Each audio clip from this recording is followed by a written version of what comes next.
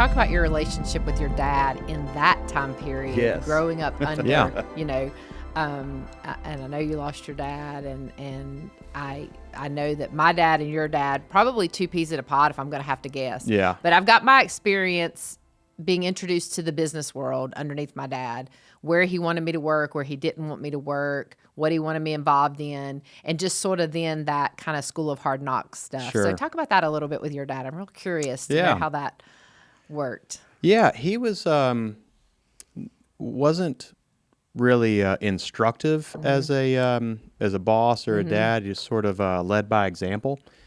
So I worked around Humpy Wheeler a lot. I was working at the Speedway. My dad's office was in Charlotte, second floor at Town and Country Ford. So.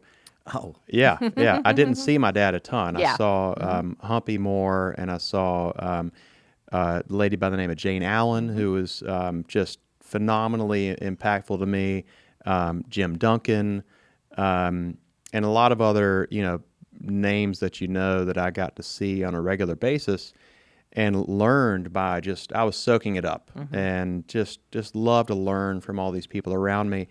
But my dad had a great way of influencing by his actions, and probably one of the coolest things I can tell you, like for me, that made a huge impact on me is I was young, newly married, probably like a year out of college, and my rent check was bigger than my biweekly paycheck. I got out of balance, and it's a problem. It was a problem. And 20-year-old mindset. Yeah, I mean, It's a problem, but it's not unlike any other examples that I think of. Yeah. Well, and actually, it was a mortgage payment that I had, and I lived up here. My wife and I were married early, and this mortgage check was due, and everything was tight. And I, every month it was just catching up on me, and I thought, I can't believe they loaned me this much money. Like, who qualified me for this? It's crazy. And then so I eventually got up the courage to ask my dad for a raise, and he said, "Son, you can have a raise anytime you want. You just need to sell more." Isn't that great? I love it. At the That's time, the perfect familiar. answer. it really was. It was such a great answer, and I got to tell you, even though it didn't make it easy, it took a load off of my shoulders that I don't know why. It just made me feel really good that my dad was saying, "Go make it happen." Yeah. Well, you're in control. Yeah. Maybe that's it. Yeah. Hey, listen, you're in control of that. Yeah. You can actually get a raise. You can Yeah. make more money. It's up to you. It's a responsibility. Yeah, and I probably would have felt like a real loser if he had said, "Sure, how much do you need?" Yeah. And because that would have just sort of solidified me as the boss's son gets what Right. he wants, and that's the typical thing Kind of the that you would stereotype, expect. right? Yeah, exactly. Yeah. And it was really great that he said, "Go sell more," and that was such a great kind of realization for me. Made a huge impact on me. I never asked him for a raise after that. Wow. And it was really cool to have that. So yeah. That leads me to want to ask him this question. I've wanted to ask this a long time, and it's very simple, Marcus. What is your business philosophy? We're getting to know you right now. What is your business philosophy? Boy, I mean, it's hard to encapsulate it into one thing, but what comes to mind when you say that is, my dad always said, "Do the right thing." He taught us to inspect what we expect. I love that. Isn't that great? Say it again. Inspect what you expect. Love that. That's solid. Do the right thing. Exceed expectations. Take care of teammates. Sell to sell again. Those are things that that kind of pumps through our blood in the business, and we always want to exceed expectations, and it doesn't matter who that is. It's a customer, it's a colleague, it's a vendor. We want to make a positive impression. And the other thing I think about a lot is that when it comes to my teammates that I work with, I want them to go home and have positive stories to tell about from work. Because, you spend so much time around your coworkers. I mean, in most of your life, if you're working, most of your week is spent around your job. So I really want all my coworkers to feel positive about their job and be able to tell stories around the kitchen table about, good things at work. I feel a burden and a responsibility that should be the way it is. And for our fans, they entrust us with time and money.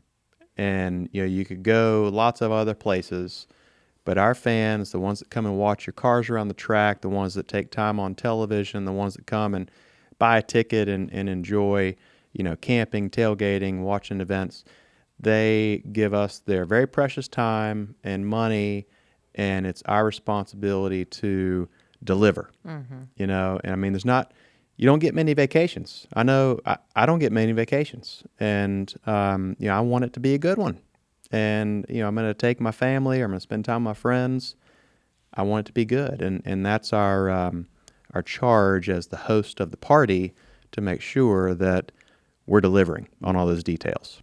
Yeah. So speaking of the host of the party, owner of, we counted 11 speedways. Yeah.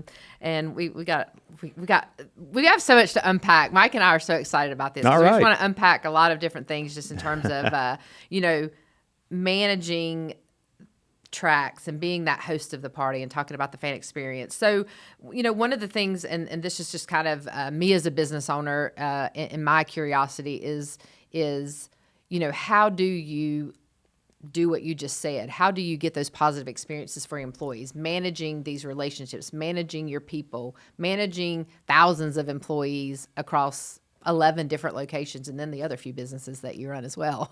Yeah. I think that, you always hear like it's all about the people, and it really is. I think a great manager is also a great coach.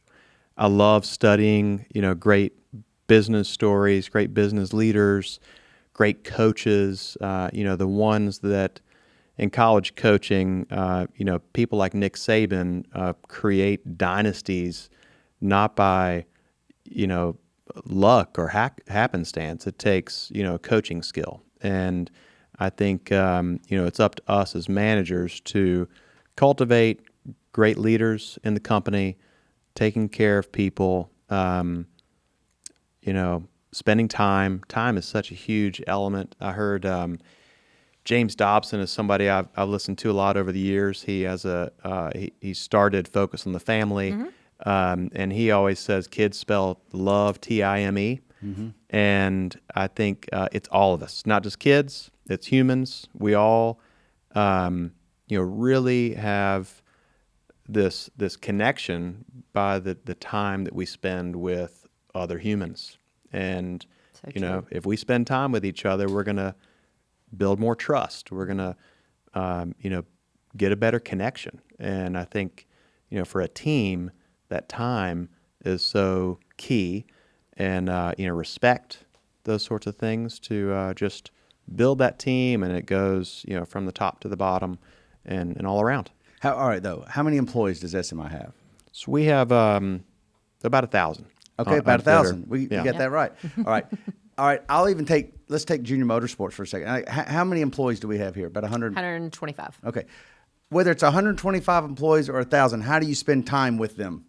That's true. It's true. So what I do, and we swell up to, we've got about 10,000 event time staff. So, you think, and that's our biggest challenge, is how do we deliver the experience with a lot of temporary, event time people. And so it starts with our core leadership group, and then our core, call it 1,000 people that come to work every day. And, for me, I go out to the different properties when it's not race time. We have what we started a few years ago called listening tours. And so we spend time with our managers and with the team, and just hear from people, ask questions, see what's going on, giving everybody a chance to, voice concerns and really encourage, them to give us feedback, and we really want feedback. Yeah. Let us know. And we've been hearing some great feedback over the years we've been doing this. So that's been fun. I've also enjoyed at times I do sort of a secret shopper deal where I go undercover and just. Yeah, you do that as well? She does all kinds of fun ideas. I'm She sure. does. I mean, she'll hide things in the shop. She'll it's a big scavenger hunt some days. I mean, fun. I'm telling you, that she comes. Yeah. But this, all right. So you're doing secret shopper. You're dressing up. Yeah. A few. So we haven't done it in a couple of years, I got to admit, but it's so much fun. Each of our general managers will, go undercover, put on some glasses, wear, regular, clothes, no credential. Book a ticket, book a camping site, do the whole thing just like we're a regular customer, and go and experience what it's like to be a fan at one of our other tracks. So that is such that's an enlightening thing. And one of the common thing that all of our managers have come back and said is, "This is fun."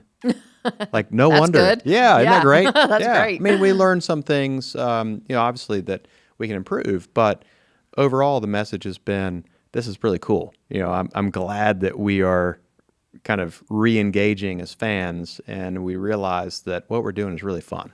Hey, if you like that video, like and comment below, and don't forget to subscribe so you'll never miss another piece of Dirty Mo Media content.